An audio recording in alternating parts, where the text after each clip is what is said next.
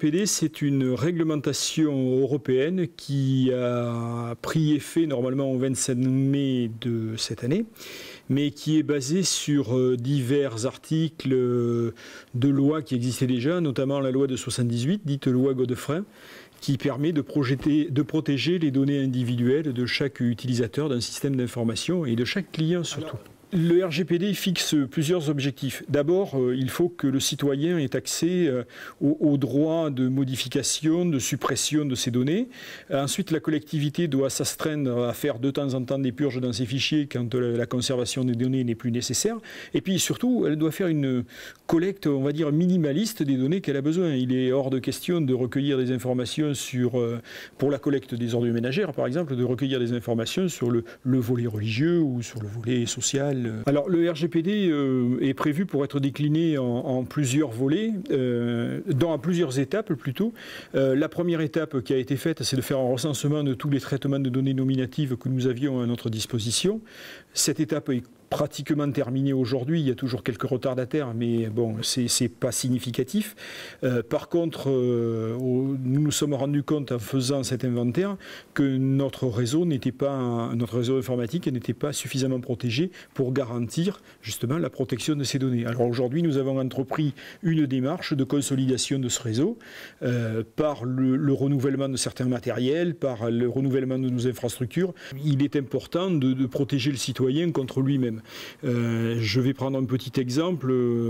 Si dans une famille qui est suivie sur le plan social, on retrouve de la petite délinquance, des choses comme ça, il est important que ça ne se sache pas, que ce ne soit pas diffusé à grande échelle. Donc il est très important pour les collectivités territoriales de protéger leurs données. Les gens sont très peu disposés à assurer leur propre sécurité parce que bien souvent ils ont pris l'habitude de confier leurs données à divers organismes. On peut parler de la sécurité sociale, on peut parler de leur banque, de tout un tas d'organismes avec lesquels ils travaillent. Les responsables de ces sites de collecte ont normalement dû mettre en place des dispositifs qui respectent le RGPD. Ce n'est pas tout à fait le cas. Aujourd'hui, on peut estimer qu'on a à peu près entre 60 et 70% de sociétés qui respectent les règles du jeu, mais l'ensemble des sites marchands, entre autres, ne le respectent pas forcément.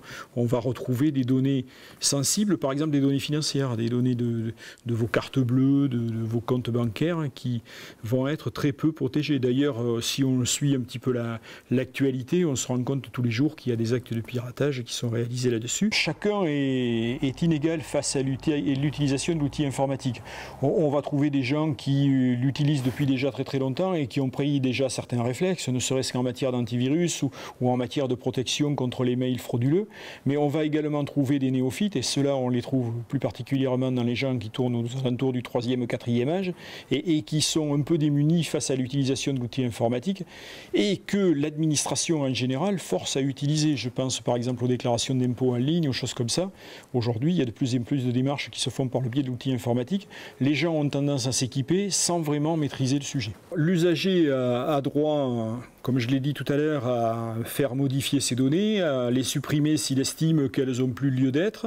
Nous avons mis en place une adresse mail pour tous ces recours amiables, parce qu'après on peut aller plus loin, mais pour les recours amiables, on a mis en place une adresse mail. Alors c'est dpo@convergencegaronne.fr. Et si par le plus grand des hasards, on n'arrive pas à trouver un terrain d'entente, et bien après c'est le tribunal administratif compétent qui sera chargé d'arbitrer. On va retrouver nos amis de la gendarmerie qui ont développé des cellules cyber qui s'occupent de tous ces types de délinquance.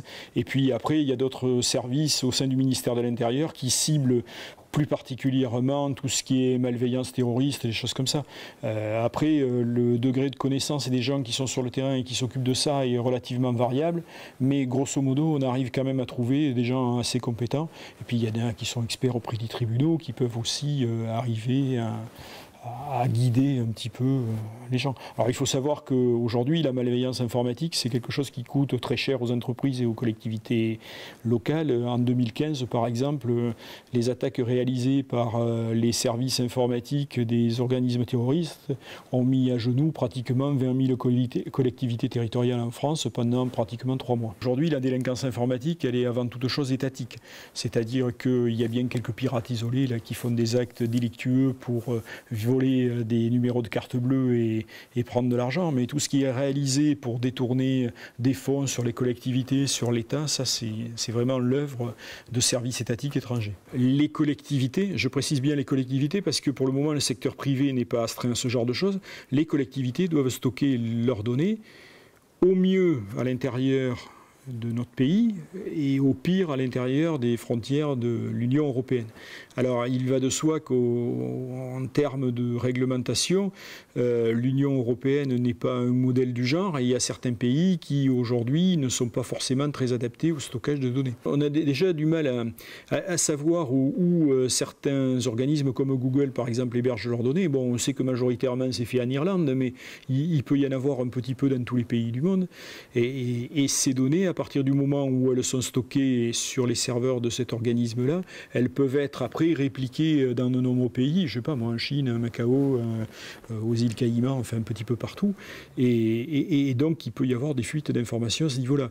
Mais ça ne veut pas dire que si vous stockez vos données, enfin vos adresses mail par exemple chez un prestataire français, ça ne veut pas dire que votre adresse mail ne sera pas détournée. Elle peut toujours en être. En France, on a quelques structures très encadrées par l'État qui sont tout à fait dignes de confiance. Ce qu'il faut savoir, c'est qu'on a des clouds souverains dans lesquels l'État a une participation financière très importante, jusqu'à 80%, et ces clouds-là sont très encadrés par des organismes comme l'ANSSI, l'Agence nationale de sécurité des systèmes d'information, ou d'autres organismes aussi, comme la CNIL par exemple, et à ce moment-là, on peut prendre en considération qu'on a des espaces de stockage qui sont relativement sécurisés.